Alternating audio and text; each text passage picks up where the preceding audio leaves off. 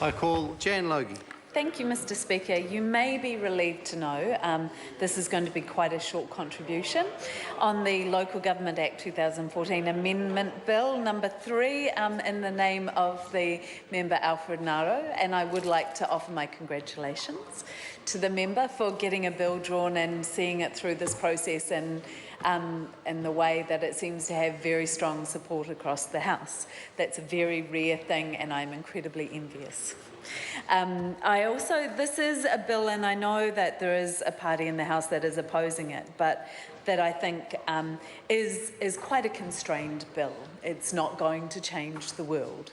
It is, the effect of the bill is that new people standing for council or local boards in Auckland will not be able to be appointed to 2 or more local boards. They can run for more than one local board, but they, as has been previously mentioned, will need to indicate that to the voters and rank the order of preference for those boards.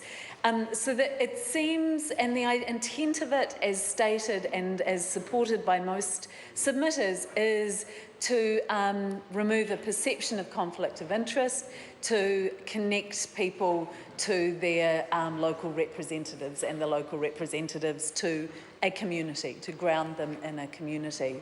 And that's something that the Green Party supports. We believe strongly in appropriate decision making and decisions being as closest to the ground level as possible. And I have heard the arguments from some other members and from one of the submissions that, well, actually that's not necessary. You know, there are people on DHBs and on licensing boards and on a whole range of boards, and that's not a problem. In this world, when these are not full-time jobs, people can manage those different interests. Well, I think it has been pointed out, and it's a view that I share, is local boards are different. And part of their role is to be advocating into Auckland Council for resources and also for policy positions.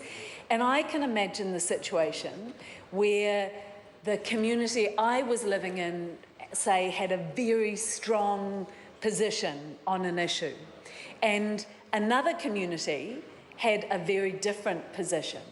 Now, you could argue that a representative who was on both of those local boards would then be able to say to Auckland Council, well, look, there are these 2 perspectives.